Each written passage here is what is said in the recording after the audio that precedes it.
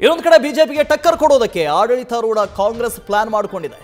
ರಾಷ್ಟ್ರೀಯ ಮಟ್ಟದಲ್ಲಿ ಬಿಜೆಪಿಯನ್ನು ಕಟ್ಟಿ ಹಾಕೋದಕ್ಕೆ ಕೈ ತಂತ್ರ ಹಿಡಿತಾ ಇದೆ. ಕೋವಿಡ್ ಹಗರಣವನ್ನ ಸಂಸತ್ತಿನಲ್ಲಿ ಪ್ರಸ್ತಾಪ ಮಾಡೋದಕ್ಕೆ ಮುಂದಾಗಿದೆ. ಆಗಿನ ಸಿಎಂ ಬಿಎಸ್ವೈ ಹಾಗೂ ಶ್ರೀರಾಮುಲು ವಿರುದ್ಧ ಆರೋಪ ಕೇಳಿ ಬಂದಿತ್ತು.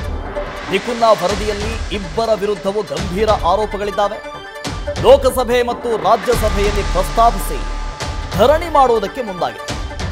ರಾಜ್ಯದ ಕಾಂಗ್ರೆಸ್ ಸರ್ಕಾರದ ವಿರುದ್ಧ ಕೇಳಿ ಬರ್ತಾ ಇರುವಂತಹ ಒಂದಷ್ಟು ಆರೋಪಗಳನ್ನು ಇಟ್ಟುಕೊಂಡು ಕೇಂದ್ರದಿಂದ ಬಿಜೆಪಿ ಕಾಂಗ್ರೆಸ್ನ ವಿರುದ್ಧ ಹೋರಾಟ ಮಾಡೋದಕ್ಕೆ ಮುಂದಾಗಿತ್ತು. ಈಗ ಅದನ್ನೇ ವೈಸಾವರ್ಸ ಮಾಡೋದಕ್ಕೆ ಮುಂದಾಗಿದೆ ಕಾಂಗ್ರೆಸ್.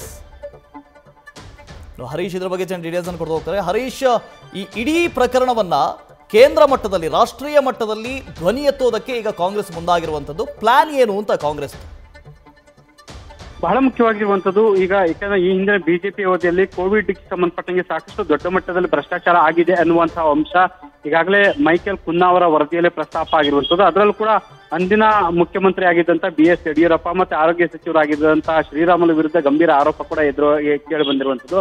ಸೊ PPE ಕಿಟ್ ಅನ್ನು ನಿಗದಿತ ಬೆಲೆಗೂ ಮೀರಿ ಹೆಚ್ಚಿನ ಹಣ ಕೊಟ್ಟು ಖರೀದಿ ಮಾಡಿರುವಂತದ್ದು, ಜೊತೆಗೆ ಟೆಂಡರ್ ಅಲ್ಲೂ ಕೂಡ ಅಕ್ರಮ ಆಗಿರುವಂತದ್ದು, 100 ಕೋಟಿ ರೂಪಾಯಿ ಅಕ್ರಮ ನಡೆದಿರುವಂತಹ ಅಂಶವನ್ನ ಈಗ ಕುನ್ನಾ ವರದಿಯಲ್ಲಿ ಪ್ರಸ್ತಾಪ ಆಗಿದೆ. ಹಾಗಾಗಿ ಯಡಿಯೂರಪ್ಪ ಮತ್ತೆ ಶ್ರೀರಾಮುಲು ವಿರುದ್ಧ ಕ್ರಿಮಿನಲ್ ಕೇಸ್ ದಾಖಲಿಸಬೇಕು ಅನ್ನುವಂತ ಶಿಫಾರಸು ಕೂಡ ಆಗಿರುವಂತದ್ದು.